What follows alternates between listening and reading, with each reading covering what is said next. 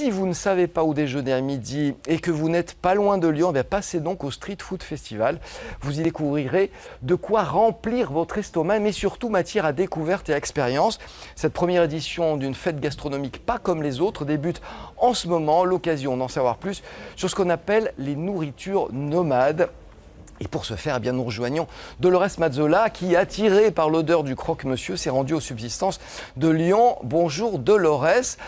Parler de croque-monsieur dans la capitale de la gastronomie, c'est un peu de la provoque, non ? Alors oui Alain, c'est un petit peu de la provocation parce qu'on ne va pas parler de croque-monsieur justement. La street food, c'est bien plus que ça. Et vous allez voir aussi que gastronomie et street food font bon ménage ici aux subsistances à Lyon.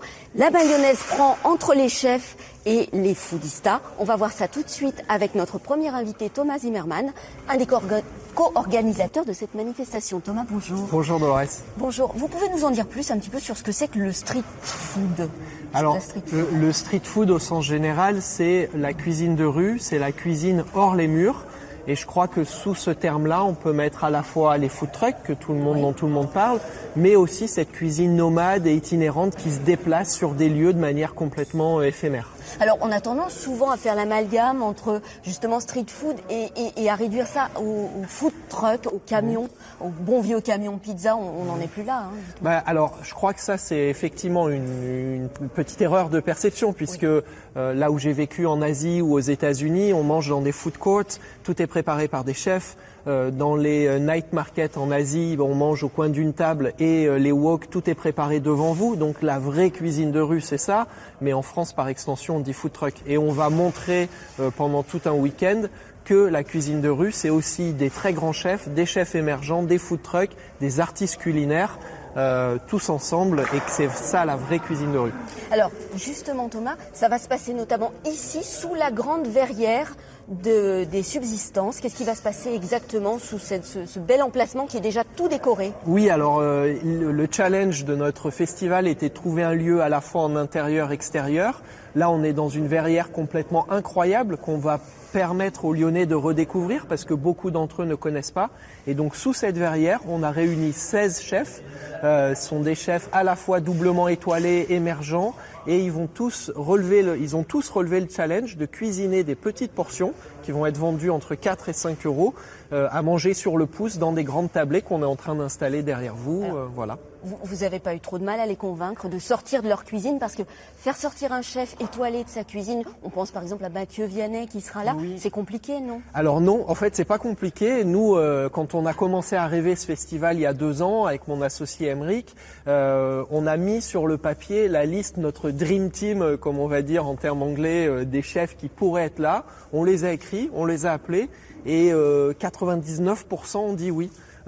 Au coin d'une table en disant c'est quoi, qu'est-ce que vous voulez faire, allez go, on y va. Ils étaient tous tous ont dit oui. Tous emballés quoi par la street food. En fait je crois que c'était autant pour eux un challenge qu'une envie de venir rencontrer le public de manière très conviviale, d'être en face des gens et de cuisiner devant eux. Ça je crois, moi mon père est restaurateur, d'être dans sa cuisine, à un moment il avait envie d'aller au contact des gens. D'accord. Vous attendez combien de personnes ici ? Parce que ça va commencer ce soir, ça dure jusqu'à dimanche. C'est ça, c'est de ce soir 18h jusqu'à dimanche 20h avec des ouvertures en continu. On va en parler un peu plus tard, c'est la cuisine mais pas que, il y a beaucoup d'animations autour de ça.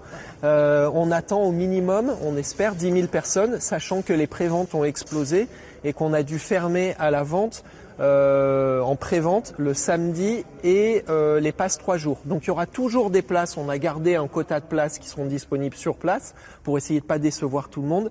Mais le message c'est venez tôt parce que les ventes ont explosé depuis quelques jours. Alors le thème c'est Hong Kong, oui. On l'a compris, pourquoi l'Asie ? Alors pourquoi l'Asie ? Nous, Lyon est connu pour la haute gastronomie. On s'est dit on va montrer qu'on sait aussi faire de la street food très qualitative à Lyon. Et donc on va dire en résonance à Lyon, quelle est une ville un petit peu emblématique de la street food ? Il y avait effectivement le continent américain et le continent asiatique. On a choisi Hong Kong pour la raison que tout simplement nous deux, mon associé et moi, on a tous les deux travaillé à Hong Kong Donc voilà, on s'est dit, allez, Hong Kong cette année. Et ça sera une autre thématique l'an prochain. Alors, vous disiez, il y a autre chose que la cuisine. Notamment, vous avez beaucoup travaillé avec les subsistances qui vous accueillent dans ce lieu. On va trouver des cours Azimuth. Qu'est-ce que c'est? Oui, alors sur cette édition, les subsistances sont co-réalisateurs de l'événement. En fait, quand on leur a proposé le projet, pareil, ils ont bondi et ils ont dit, OK, on y va, on va vous apporter un angle culturel très fort. Donc on a ce qu'on appelle les cours minutes. Vous allez pouvoir vous inscrire à des cours gratuits sur plein de thèmes différents avec en moteur, en thème central, l'Asie. Donc par exemple, on va avoir des cours de K-pop, la musique coréenne sur des thèmes un petit peu sur des fonds musicaux occidentaux, mais en coréen. Donc on va vous apprendre à danser le K-pop, de la calligraphie, la cérémonie du thé. On a la danse du lion. On a la danse du lion. Donc la danse du lion, c'est quand on ouvre un événement partout en Asie, vous faites une danse du lion pour vous porter bonheur et prospérité, ce qui est intéressant. On souhaite à ce festival parce que c'est super réussi. Et ça dure combien de temps ces cours Azimuth? C'est des cours de 20 à 30 minutes. Par exemple, vous pouvez vous inscrire à un cours pour apprendre à faire des dim sum. Donc c'est sur place, c'est de 20 à 30 personnes. Donc pareil, premier venu, premier inscrit. Donc venez tôt. On a évidemment la star Grégory Cuiron qui va nous faire apprendre à cuisiner ce qu'on peut assimiler à de la junk food mais très qualitative. Lui va démontrer que c'est possible. Donc on a 3 cours avec Grégory samedi. Bon là c'est une chance sur 100 à peu près d'avoir un emplacement, mais bon, tentez votre chance. Hein. Je vais essayer, en tout cas moi qui suis complètement nulle en cuisine, Alain, vous le savez, eh bien j'ai la chance d'être participé, d'être ici pour découvrir ce festival. Ne rigolez pas, je le sais, je vous entends rigoler. Donc moi qui Dolores, vous avez plein d'autres qualités. J'ai la chance de rencontrer. J'ai plein d'autres qualités, oui. Mais j'ai la chance de rencontrer un couple de restaurateurs lyonnais qui sont vraiment tout jeunes, qui ont ouvert leur restaurant dans le 6e arrondissement à Lyon, les Apothicaires, Tabata May et Ludovic May. Bonjour. Bonjour. Bonjour. Alors vous participez à ce festival. Oui. Vous y êtes là demain, après-demain? C'est ça, samedi, dimanche. Samedi, dimanche. Alors pourquoi vous avez dit oui? Qu'est-ce qui vous a attiré dans l'idée de faire ce festival, Tabata? Oui, je pense que nous, on a fait pas mal de voyages avant de décider de s'installer à Lyon, au 6e. Et finalement, on retrouve un petit peu cette ambiance des voyages. Et finalement, c'est un peu notre cuisine, quoi. C'est-à-dire qu'on a des produits, on aime bien travailler les produits locaux, mais avec des techniques un petit peu du monde entier qu'on a pu voir à droite, à gauche. Et justement, on aime tous les deux aussi les partages. Et aussi les défis. Donc quand Thomas et Émeric sont venus nous voir pour expliquer les projets, on a dit tout de suite oui, quoi. On a dit c'est super, enfin Lyon, il y a quelque chose qui bouge, quoi. Donc c'était une bonne... Oui, parce que Lyon, c'est quand même la capitale de la gastronomie. C'est un petit peu le grand écart, hein, street food, gastronomie. Mais quoique, on a vu avec Thomas, c'est pas vraiment le grand écart. Il y a quand même beaucoup de points communs. Non. Quand on vous a demandé de participer, on vous a demandé de faire une recette. Vous vous êtes mis d'accord comment? Parce que vous cuisinez à 4 mains. Qui a décidé quoi? C'est comme d'hab. Hein, on s'est concerté, on a regardé, on a fait 2-3 essais et puis on a sorti notre petit plat. Alors qu'est-ce que c'est? Justement, montrez-moi. Et ben là on a travaillé, comme on disait tout à l'heure, on reste à Lyon, hein, donc on a la Bresse pas loin. Donc là on a utilisé la volaille de Bresse, mais façon laquée, comme le canard laqué. Ouais. On a travaillé ça avec quelques herbes, on a une compotée de kumquat et le pain c'est une recette en fait qui est d'origine, regardez bien, qui est d'origine du nord de Chine, nord de la Chine. Donc là vous avez vraiment vous voyez la petite croûte là, ça c'est vraiment on a fait la volaille donc de Bresse mais fermière. Donc qui était vraiment marinée pendant 2 jours, séchée, vraiment façon traditionnelle chinoise. Comme le canard laqué. Comme les canards laqués, voilà. Et les petits filaments, là, c'est quoi? C'est de la vermicelle. À la place de manger la vermicelle cuite, on a fait frire ça fait rigolo. Voilà. Et vous avez trouvé cette recette, vous l'avez inventée? Vous vous êtes inspiré de... Après, c'est ça, comme on disait tout à l'heure, c'est qu'il y a de l'inspiration aussi qui vient de ces pays de Chine.